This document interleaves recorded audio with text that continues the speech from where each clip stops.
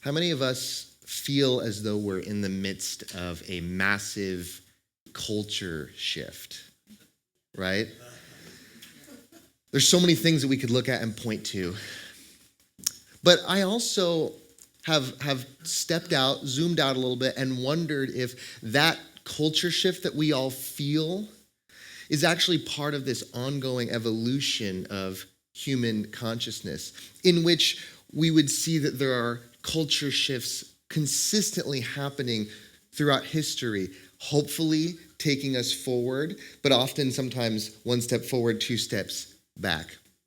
But when we think about this shift, what comes to mind for me are the words. Words like restart, return, rebuild, reconstruct, reimagine, redefine, resurrect, revolution.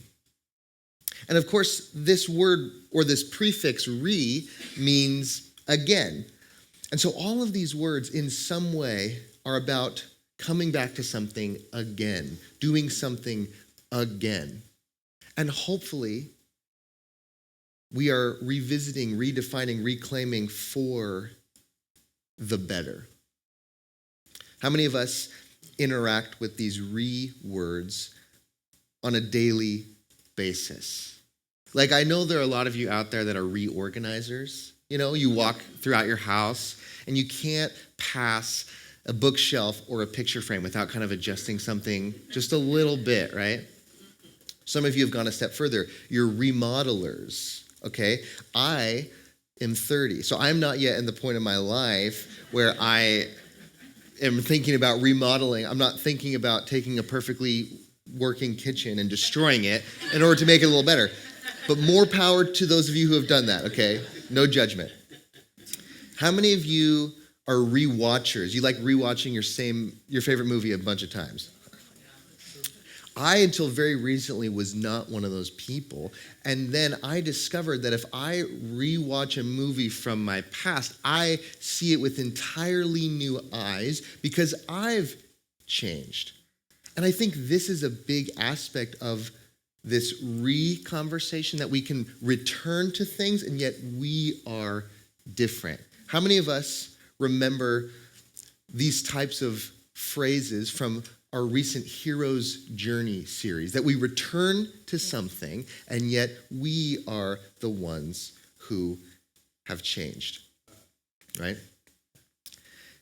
And so if we are going to participate in this work of reclaiming, of moving this culture shift in a positive way, then maybe what we need to do is to reclaim some words and some ideas that have maybe lost their meaning. Maybe the meaning has been co-opted.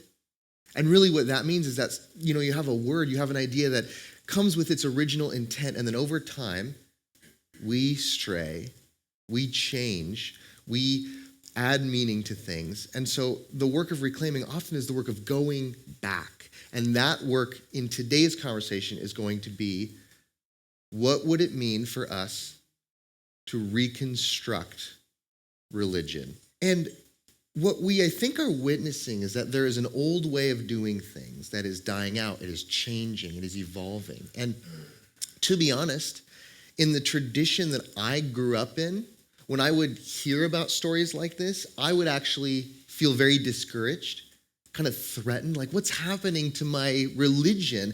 And then something shifted in me, and now I feel hopeful when I see stories like that. Hopeful because I realize that in order to experience a new beginning, we must experience an ending.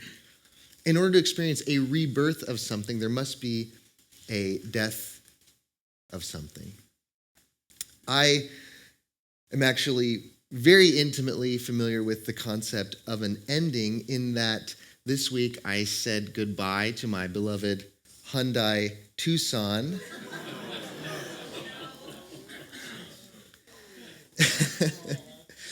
It was a pretty severe car accident, the likes of which I have not been in before. But even more challenging than the car accident has been this whole process of dealing with insurance. Anyone know what I'm talking about? I think it's my problem because, see, for a lot of times people have, even before this, have said, if you're ever talking to insurance, be careful what you say because they will use anything you say against you.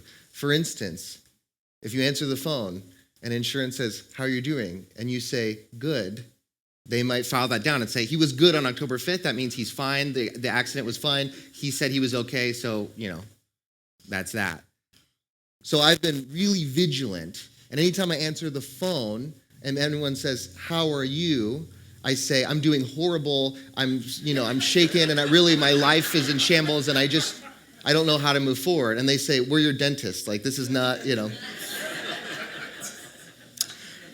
But I did find out that my car is, as you may have guessed, it is totaled. Which, side note, if anyone's, getting rid of a car, just let me know. So, but what many of you probably know is that if a vehicle is totaled, it doesn't necessarily mean that it is destroyed front to back, but just simply that to repair it would be more costly than the actual value of the vehicle itself. I wonder what else in our lives have we ever experienced as being totaled? Have you ever had a day that just felt totaled, Like you're like, nothing could possibly get worse in this day. Maybe what I need to do is just go to sleep and restart the day, This day cannot possibly get any worse. Maybe you've had a week that felt totaled. I know once I got COVID right after the car accident, I was like, this week is done. I'm crossing this week off, Maybe there was a job that you had invested so much time and energy into. You had really believed that you could advance, and then you realize that, no matter what I do, it's just not happening at this job. And you have to just kind of go, it's totaled. Like, I just need to cut my losses. Maybe there's some of you in this room that have experienced that in relationships or a marriage, and you just looked at each other at some point and said, I don't know if we can fix this, but maybe it would just be better for us to move on. And yet, it even gets bigger than that. Sometimes we look around and we see entire institutions around us that feel like they're totaled. How many of us sometimes look at society as a whole and you wonder, can this all be salvaged? And so when it comes to my life and my own experiences, I know that I've spent a lot of time thinking about this question: is religion totaled? Look, I know it's a good line, but I promise you I did not get into this accident in order for that line. Okay, that really happened, I swear. But see, when we look around at the state of faith and religion today, we see that entire institutions are in a crisis point. Think about how many scandals there are in organized religion. It seems like there's a new documentary every week coming out. Think about how politics and religion have become embroiled in this really kind of disturbing way. Religion, for many of us, when we think of organized religion, we think of these structures that abuse power, structures that are motivated by greed, structures that really have no consideration for the marginalized, structures that actually perpetuate an us and them mentality. And then we look at generations of people that are starting to walk away or distance themselves from that, and you wonder, are they on to something? And certainly I can say that in my own journey, I've had this question. Do I just walk away from faith, from religion altogether? And it really boiled down to this question: is it possible to cultivate a life of meaning, fulfillment, and purpose outside of religion? And the answer that I found is absolutely it is. Of course. But what if we can salvage some things and we can reclaim some things of value in religion? Maybe not to rebuild it as it was, but to take parts of it and maybe we can together reconstruct something new. A favorite comedian of mine grew up in the evangelical church, and he spent a lot of his work and his comedy is really around his experiences of trying to rescue that spiritual message from the dogma of Christianity. His name is Pete Holmes, and he wrote a book, a spiritual memoir, and he says this about his book. I could have called the book Saving Baby Jesus from the Bathwater. It's about saving the core message of all spirituality from the bathwater. Let's get rid of the bathwater. Let's get rid of the shame, the judgment, the feeling that you're unworthy. How many of us are familiar with this phrase, don't throw the baby out with the bathwater? How many of us are familiar with where this phrase comes from?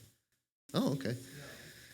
Well, there was a time, hard to imagine, in history where there was not running water in most, if any, houses. And so when the family would go and draw their bath, they would draw enough water to fill a bathtub, and the entire family would sequentially take a bath in the same water. So the father would go first because of patriarchy, right?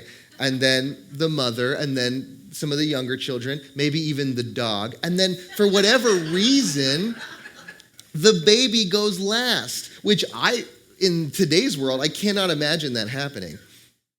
And so this phrase is really a play on this idea that when it's time to dump the bathwater, it would have been so dirty from all of the succession of baths that you would be at risk of accidentally dumping the baby with the bathwater, okay? Now, here's what I wonder. Hear me out on this. You don't come up with a phrase if something happens just one time, right? How many times did this actually happen? It's horrifying, right?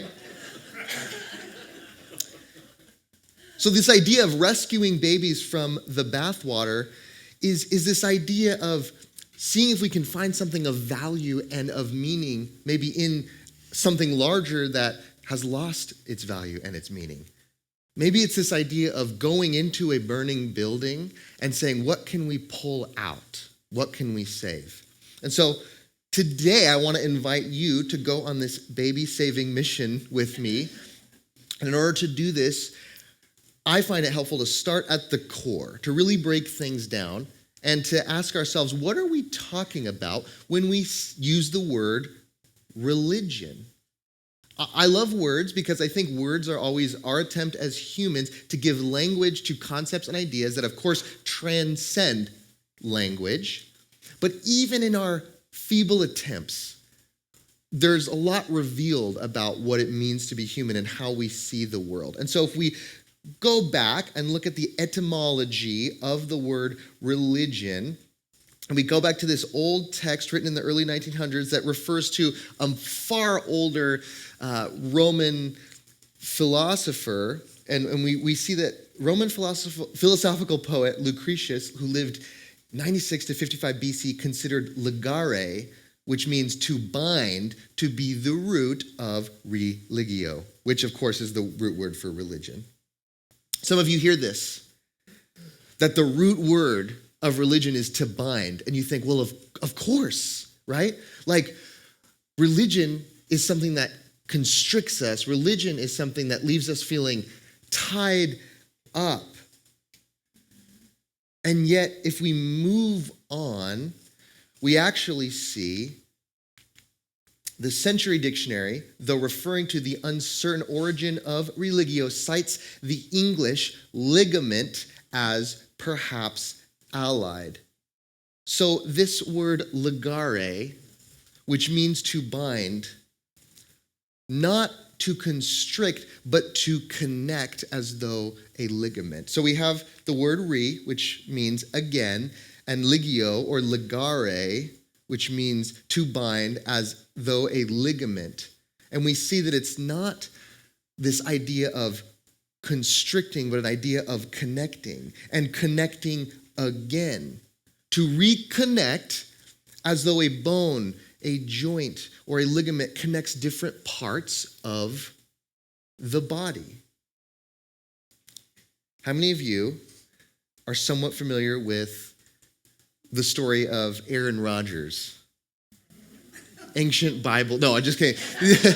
Football player Aaron Rodgers. The short of it is he was about to retire, and then he ended up going to play for the Jets, who I don't know the history of the Jets, but I guess being a Jet fan is really painful because they have a horrible bad luck. So anyway, Aaron Rodgers goes, and the Jets are thinking, this is it. This is our time. And Aaron Rodgers is thinking, yes, I'm going to get another Super Bowl. And then in his first 4 plays, in the very first game of the Jets, he suffers a season-ending injury right there. And see, what happens is, if you look, Aaron Rodgers, he realizes instantly, the minute he puts weight on it, he realizes, and you'll see right here, he shakes his head, he looks at the sideline, and he knows, that instant, he knows his season is over. He sits back down. And the reason he knows is because what he has done is he has torn his Achilles tendon. And the reason that's so clear to him is that I don't have personal experience with this, but from what I hear, when you tear your Achilles, essentially what happens is that it snaps and it feels as though there's like a bungee cord loose in your leg, that you just kind of feel it hanging in free fall.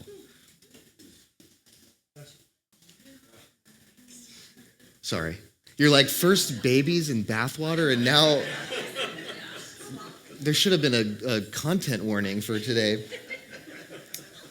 But when I think about that type of free fall, that type of disconnection, that type of rupture, I wonder how many times in our lives have we felt like that? We've felt in free fall. We've felt disconnected. Maybe you would go so far as to say that you just simply felt lost. And I think when I look at my own life, that left to my own devices, I naturally struggle to give myself the things that I need to feel found. I struggle on my own.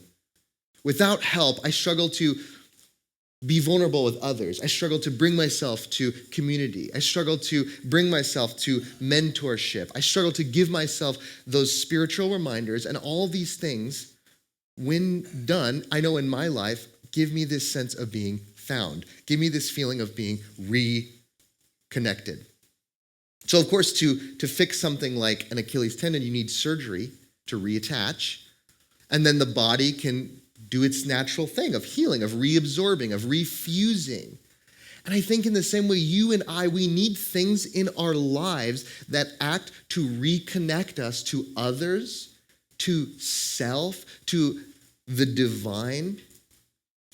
You may call these things a religio of sorts. And so when we come to this definition of religion, this simple, broken down definition, we might think that anything that is a practice, a space, maybe it's art, anything that serves to reconnect us to others, to self, to God, whatever that might be, we might consider that a form of religion.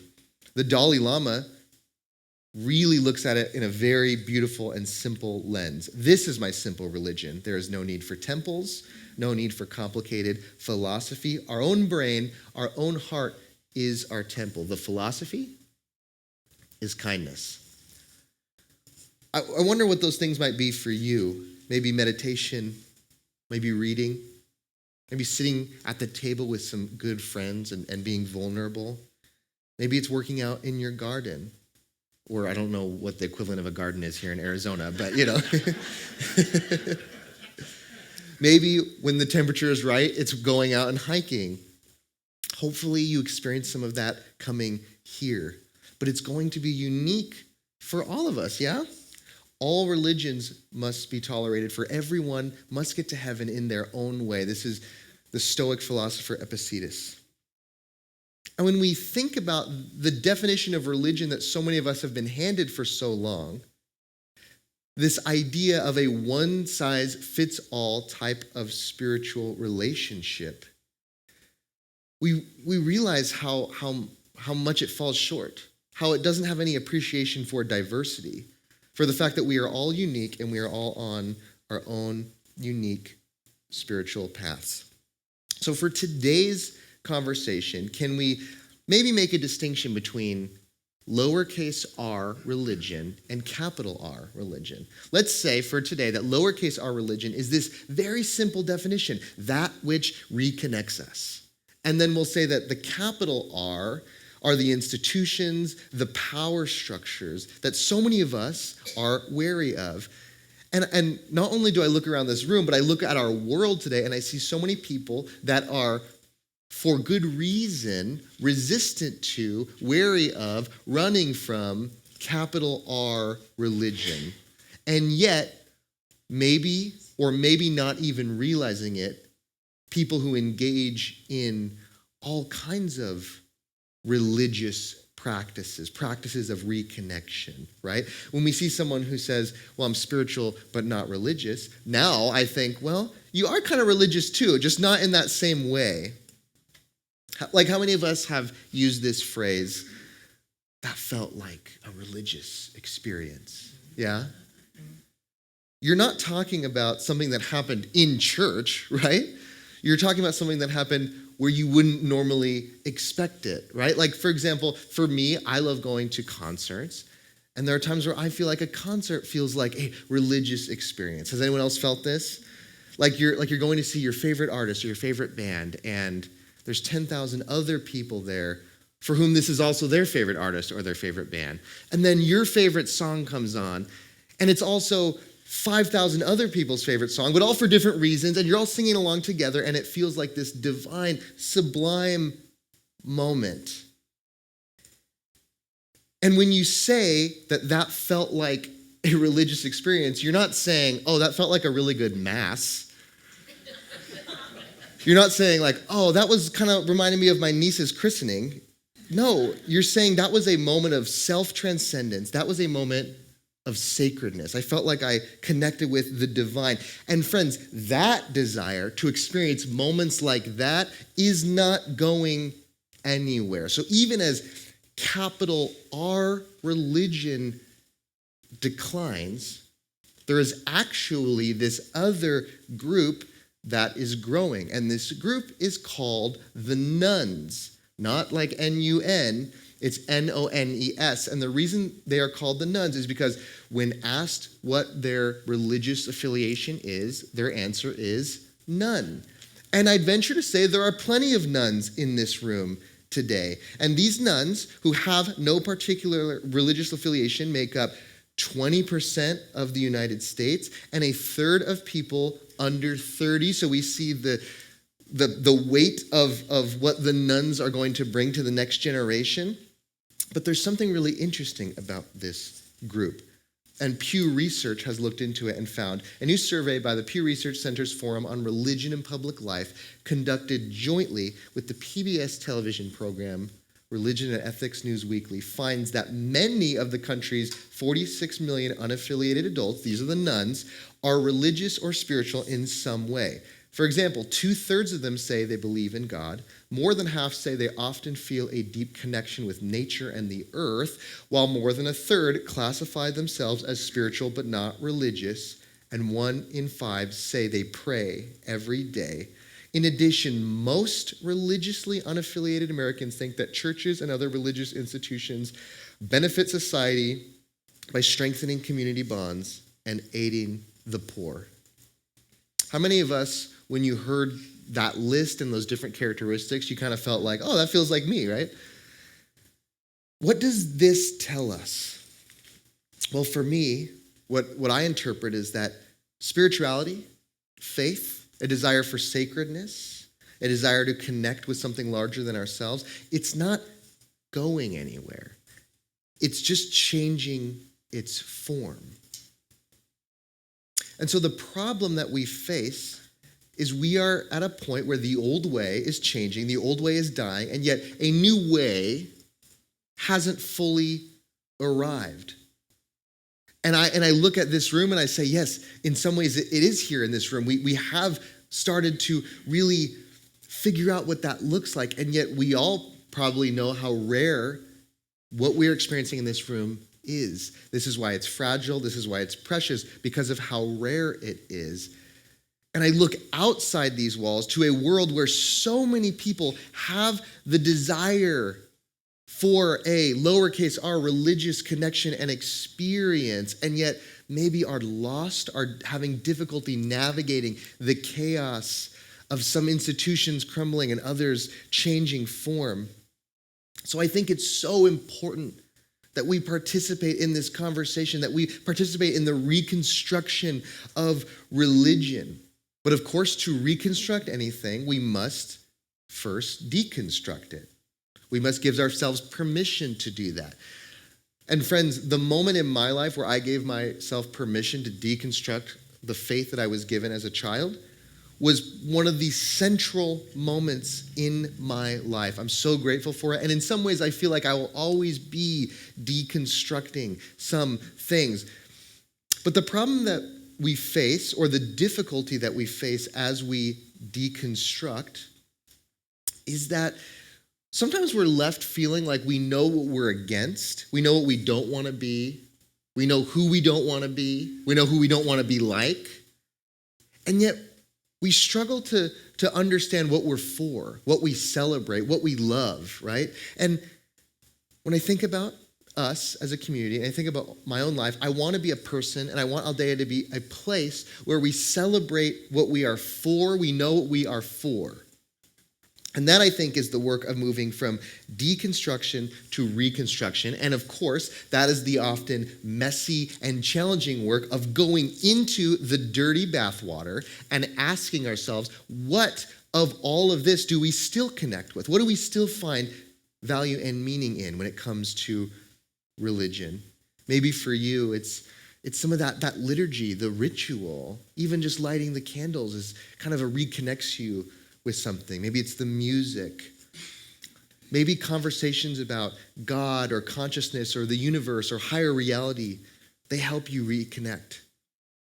Maybe it's the community. I think for a lot of us, at least all of us on some level have a connection to this fact that we get to come together in a room full of people who we know we're safe and we know we can share and learn from one another. And when I think about the purpose of Aldea, I think about a place that exists to build community around common values rather than common beliefs. We could care less how you name things, what your name for God or your name for reality is, could care less.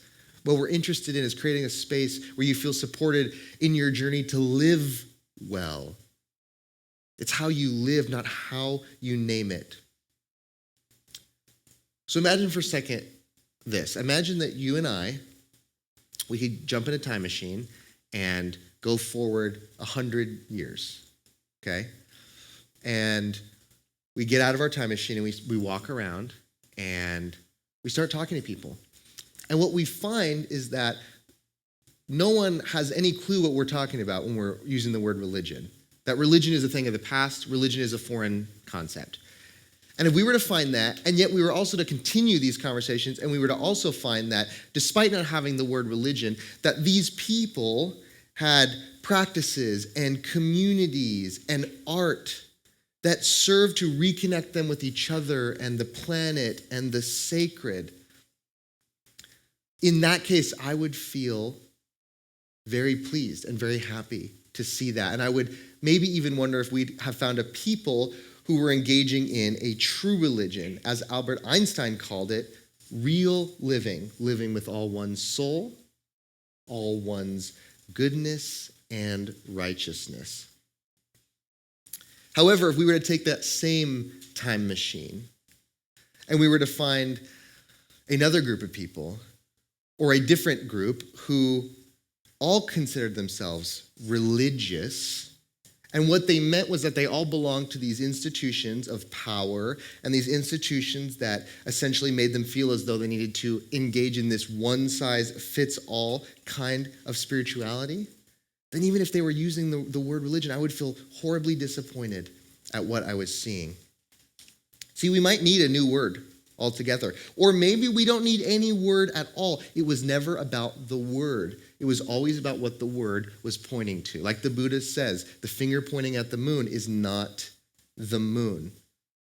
This is in some ways why Aldea considers themselves a spiritual community, because even the word church has too much meaning or too little meaning. And so we're always looking to find new language language that actually serves to connect us, not divide us. And next week, we're going to be talking about how this word church fits into our larger conversation.